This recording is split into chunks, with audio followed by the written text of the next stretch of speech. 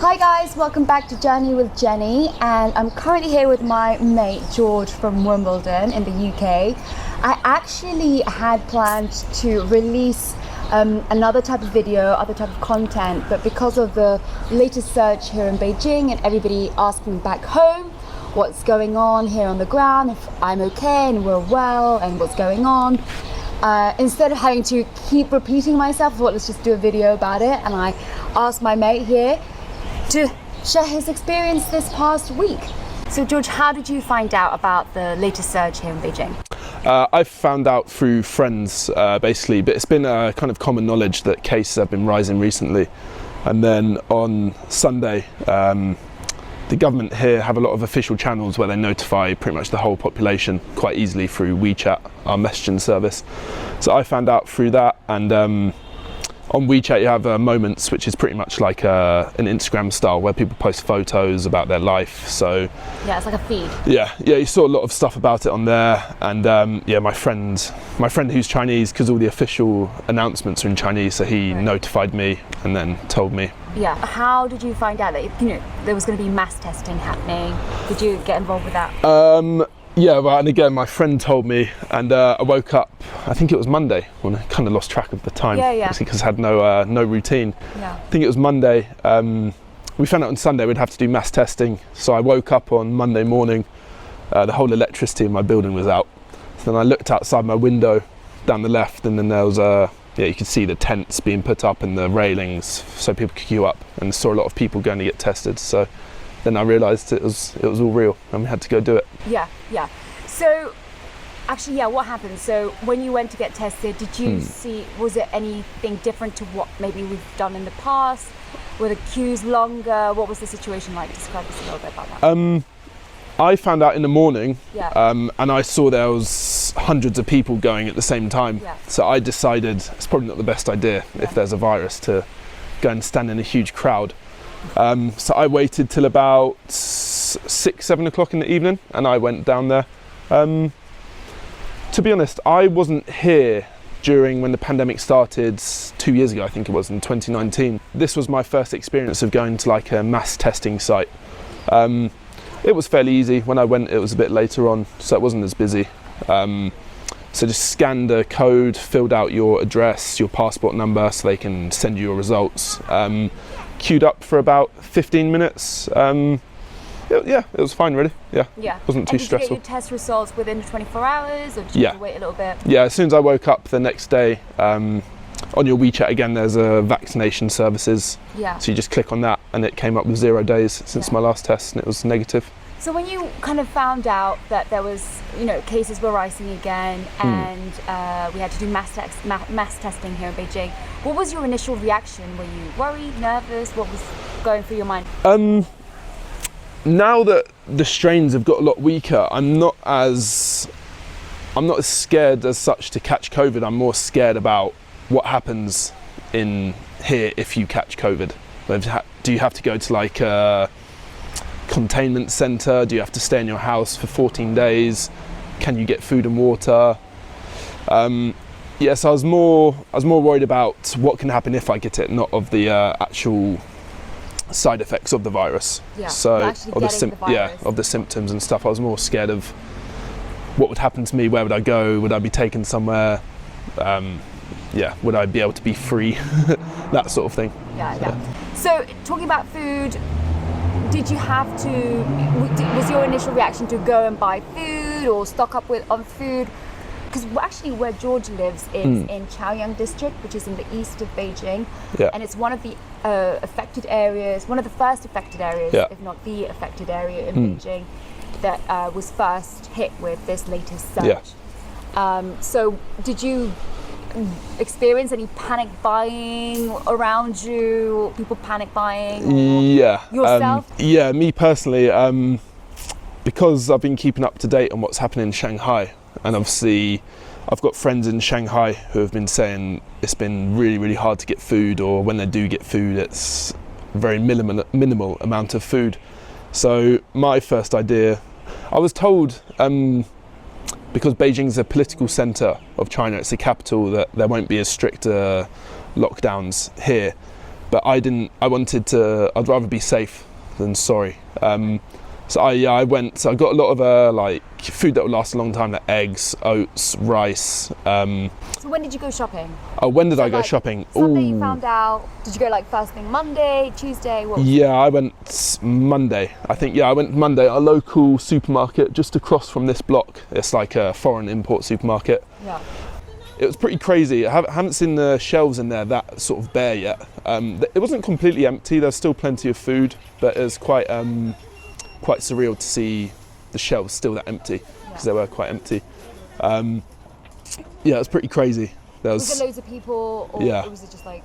Yeah, there wasn't too many people. I think people were mainly online ordering. So there was lots of orders being prepared. There was lots of delivery guys in there shouting, arguing with staff that their order's not ready or something like that. So I just went in quite relaxed. As I said, I'm not really scared of COVID. So yeah, I'm more scared of like the restrictions put in place. So I was pretty chilled. I just got my stuff, went home. But also you saw on WeChat, going back to WeChat, the Instagram style of it, where people post their like life and photos. People are posting their online deliveries, well, the vegetables are sold out, all like frozen dumplings, all sort of other frozen food was all sold out. So that was a bit worrying. It was starting to feel like it could actually become like Shanghai. Yeah.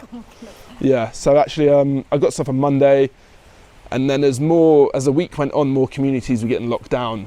I was going like every other day just to stock up a bit more, just buy more eggs. A little add-on. Yeah. Because it turns out you can be stuck in your house for maybe a month. So I was prepared for maybe a week, 2 weeks, but I just wanted to be fully prepared if it went that extra distance for like a month. We're now at the end of the week. It's in terms of food, I personally haven't seen. There's lots of food on the shelves. Yeah. There is just some, deliveries are a bit more expensive. So if you want to deliver, have you noticed? So the delivery fees have gone up a little bit. Yeah. And it takes usually a bit longer to receive your deliveries, your food delivery, if you have ordered online or via the app. Yeah. Is that the same with you? Or but it's kind of hard to complain, because where we're from, the delivery is normally about £3-5. Yeah.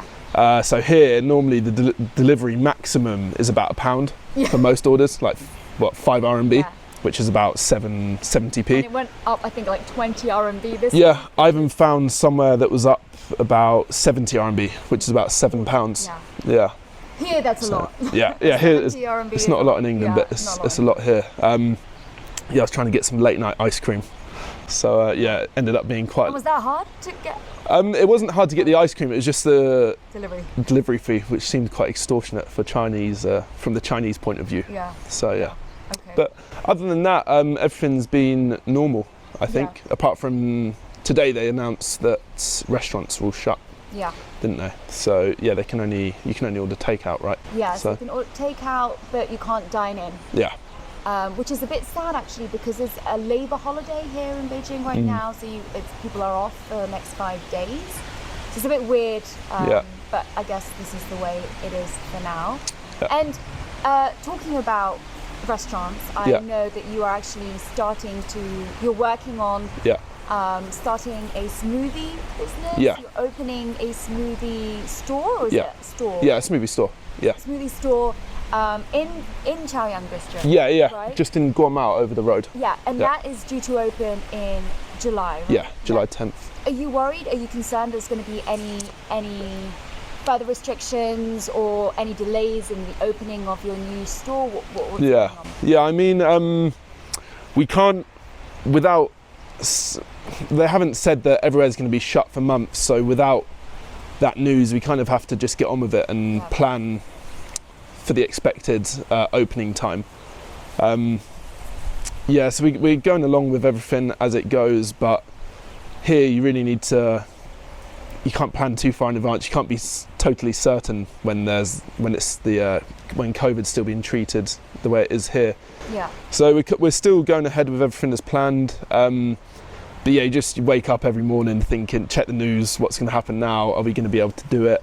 So it's quite worrying. There's a lot of uncertain times, and obviously smoothies are a nice summer drink. So if it's delayed any longer, we're going to miss like the peak time for opening. So that's a bit of a worry. But we're just going ahead, just trying not to live in fear, and just trying to trying to be more free and trying to get on with life, really, because it's been 2-3 years already, so there's only so much we can do. But our store in the south of China, in Guangzhou, that's pretty much remained open. They've just started mass testing again. About a month ago, they had a few cases where some communities were locked down there, and there was mass testing. Then it was fine, everything opened back up, and just yesterday, or 2 days ago, they've been mass testing again in Guangzhou. And did that affect your business? The store Not directly, but during the pandemic, you start to notice like dips in sales, mainly online sales, because people are more afraid to order in case, what if the delivery driver has Even online? I understand in person, definitely you see a dip, but online as well. Yeah, because it's more of like, it's not just groceries to make sure you have enough food if you're locked in, it's more of like a luxury item, like ordering like a coffee or something. Yeah. People may be more inclined to make a coffee at home because they're still scared that what if the delivery driver brings COVID on with my delivery, blah, blah, blah, blah, blah. So yeah, it's really tough at the moment. All over the world for the past 2-3 years has been really hard for businesses. I guess they're kind of recovering now if they survived through all the restrictions, but still here with business there's and restaurants, coffee shops, there's still such an uncertain time of, are we going to be able to open? Are we going to be able to make money? I mean, you mentioned it before, but I guess, I don't know about you, but for me it was kind of like, because of what's happened in Shanghai, so when we did get the news on Sunday night that we had to get mass tested, it was like, oh my goodness, are we going to have a Shanghai situation here in Beijing? Did you go through those thoughts initially? Or, yeah, of course, yeah. Don't want to go too far into that, but it was, I was pretty scared. Again, as I said, not about COVID, just the restrictions. I think people are just scared that what's happening in Shanghai still could happen here. So. Yeah, exactly. Yeah, you never know. Like you see, on my way to the gym over there, I cycle past about 3 completely closed communities. They have like metal fences in front of their gates. I think the community is allowed to walk outside inside their community, whether or not they have a lot of stuff to do or a lot of space in that little space, I'm not sure. But you see a lot of delivery drivers waiting outside the gates, and everybody's there, like behind the bars, waiting for their food and stuff like that. So and you have to follow your community. I think more than work, you definitely have to follow your community's guidelines, definitely, and restrictions or regulations. I think for the safety of that specific community, so that's how it works. But there are mass testing sites in every community, which is free of charge. There are private ones as well, which you pay a little bit if you don't want to kind of queue up for long. It is very efficient though, the testing. True. The scale of which they do it. I'm talking actually about businesses, etc. So something different that's I don't remember doing it back in 2020 is now they don't just check the health kits, but you also now have to show that you had a negative nucleic test done within the last 48 hours before entering any commercial building, actually even restaurants or anything really. Malls, have you noticed that?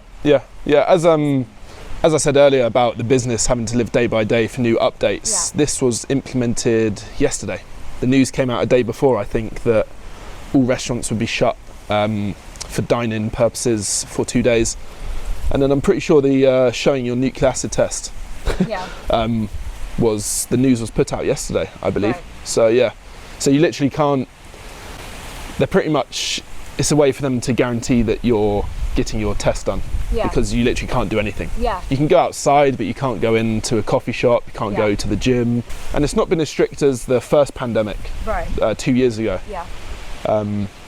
which is nice. It's nice. Which brings me to my next question. So you weren't here in 2020, or you were during the first Yeah, I've lost track of the dates. Yeah. I went back to visit family in England when the virus first happened. Yeah. So I was getting updates in England then, Yeah. and I got back to China about 3 days before they shut the borders. So you were here? Yeah, it was March 2020, I think, the borders shut. Yeah. I got back then. Yeah. Yeah. So do you see any similarities or major differences between that period in 2020, March 2020 to now?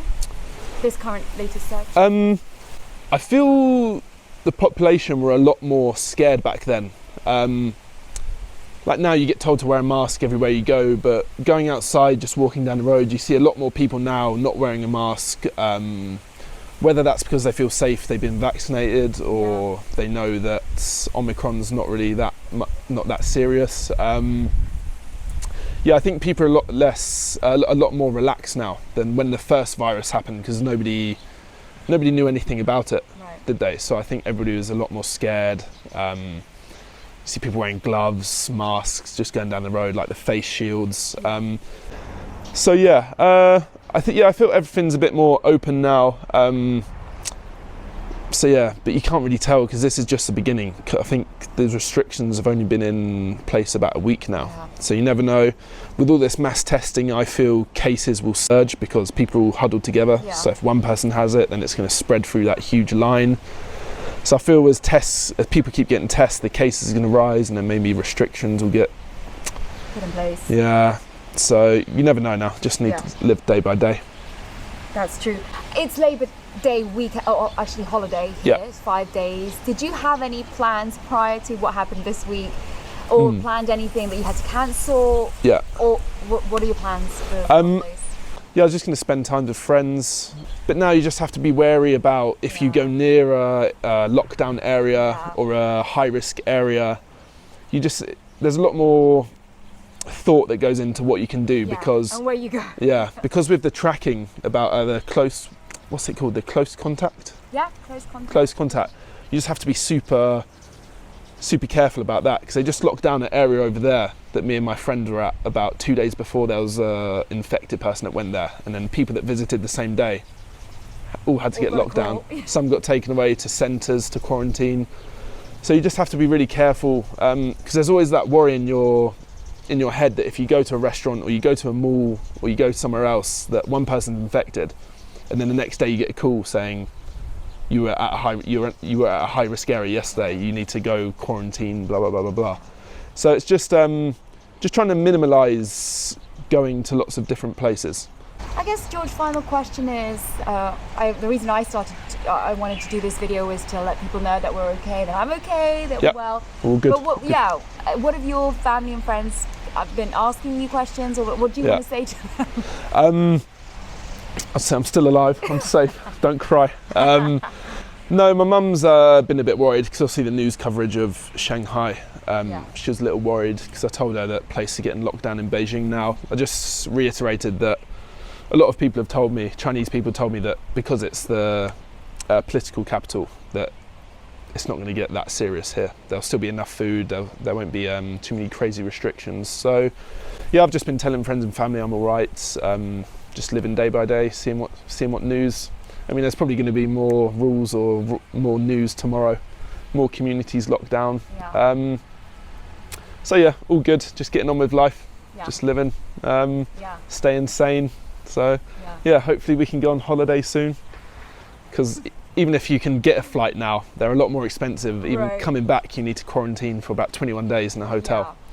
So yeah, just looking forward to a holiday and hopefully back to normal. What I've learned from you, George, and I think how we're going to end this is basically George's message is get on with it. Yeah, pretty much. Live your life, get on with it. Yeah, awesome. Yeah. Thank you, George. You're welcome, so Jenny. Much for catching up and just kind of giving us a little update. Yeah.